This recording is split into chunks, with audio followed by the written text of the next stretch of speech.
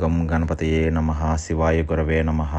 త్రేతాయుగంలో రాముల వారికి నీడగా, ద్వాపర యుగంలో అర్జునుడికి తోడుగా, కలియుగంలో భక్తులకు అండగా, చిరంజీవిగా భక్తులను అనుగ్రహించే రుద్ర తేజస్సు సముద్భవుడిగా ఉన్న చిరంజీవి స్వామి హనుమ గురించి జన్మ వృత్తాంతం గురించి తెలుసుకుందాం. స్వామి హనుమ వైశాఖ మాసం కృష్ణపక్షం వైద్యుతి యోగం మంగళవారం దశమి నాడు పూర్వభాద్ర నక్షత్రం 11:40 మధ్యాహ్న సమయమున సకల శాస్త్ర పారంగతుడిగా, సర్వదేవమయంగా, విష్ణు భక్తి కలవాడిగా, ధైర్యం, ఉత్సాహం, పురుష ప్రయత్నం, కరుణ, దానం, జ్ఞానం అనే షడ్గుణాలు ఉన్న మహాసత్తువుగా, బంగారపు స్ఫటిక గొలుసుతో, పింగాక్షపు కళ్ళతో, స్వర్ణ నూపురాలతో, బంగారపు యజ్ఞోపవేతంతో, మణితాపడం చేసిన పట్టాలతో, అద్భుతమైన సూర్య సమతేజస్సుతో జన్మించాడు. అతనిని చూసిన తల్లి సాక్షాత్ అంజనాదేవి కూడా ఆశ్చర్యపోతుంది. అలా అంజనా గర్భం నందు జన్మించాడు. అతని తండ్రి కేసరి అనగా మదించిన ఏనుగుల్ని జయించిన సింహం లాంటి వీరుడు అని. అందుకనే కేసరి నందుడు అంజనాదేవి అంజనాపుత్రుడు అని పిలువబడతాడు. అలాగే అంజనాదేవికి కేసరికి జన్మించాడు. అలాగే వాయుపుత్రుడు అని పిలువబడతాడు. ఎందుకంటే వాయువు ద్వారా రుద్ర తేజస్సుని మోసుకొని వచ్చి ఒక ఫలం రూపంలో అంజనాదేవికి ప్రసాదించాడు కావున.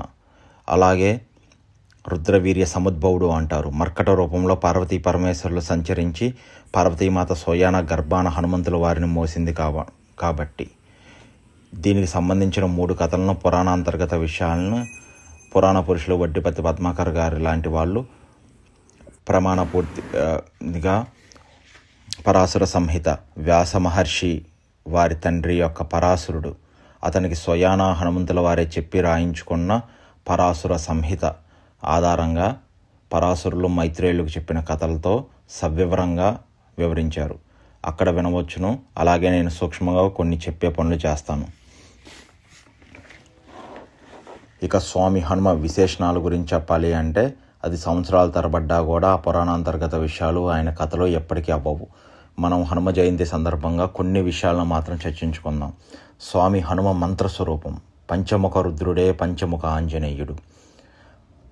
ఎలాగైతే రుద్రుడికి సజ్జోజాతం, వామదేవం, తత్పురుషం, అఘోరం, ఈశానం అనే పంచముఖాలు ఉంటాయో అలాగే స్వామి హనుమకు భూమి మీద వానరవదనంతో ఎక్కువగా సంచరించినా కూడా మంత్రస్వరూపం కావున వానరవదనం, నారసింహవదనం, గరుక్మంత వదనం, వారాహ వదనం, హయగ్రీవ వదనం అనే పంచవదనాలు పంచముఖ ఆంజనేయ స్వామి స్వరూపాలు.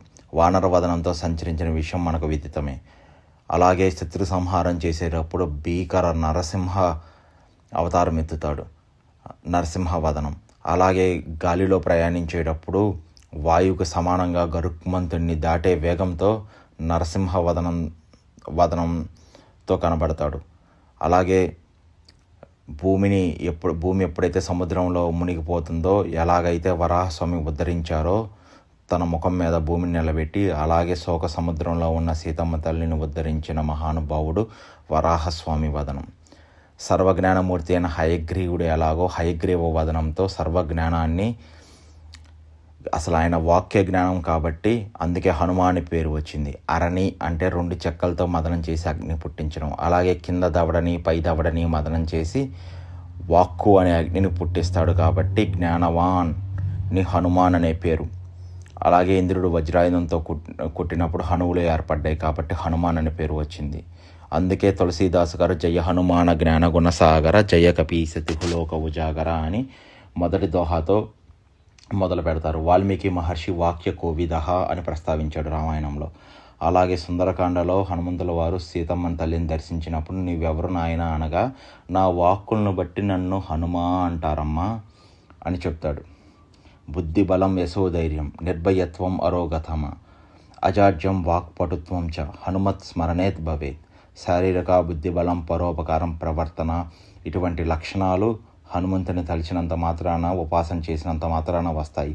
ఇవన్నీ కలవాడు సర్వశ్రేష్ఠుడే హనుమంతుడు. ఒకసారి హనుమంతుడి గొప్పతనం గురించి మనలాంటి వాళ్ళు ఎందుకు సాక్షాత్తు రాముల వారు చెప్పిందే. ఎప్పుడైతే శ్రీరాముల వారి పట్టాభిషేకం అవుతుందో అయోధ్యలో, రాముల వారు సభాసతులారా హనుమ మహిమ చెప్తా వినండి. హనుమంతుడి కంటే మహాత్ముడు ఈ సృష్టిలో కనపడలేదు నాకు ఇప్పటిదాకా, ఇంకా లేను కూడా లేడు.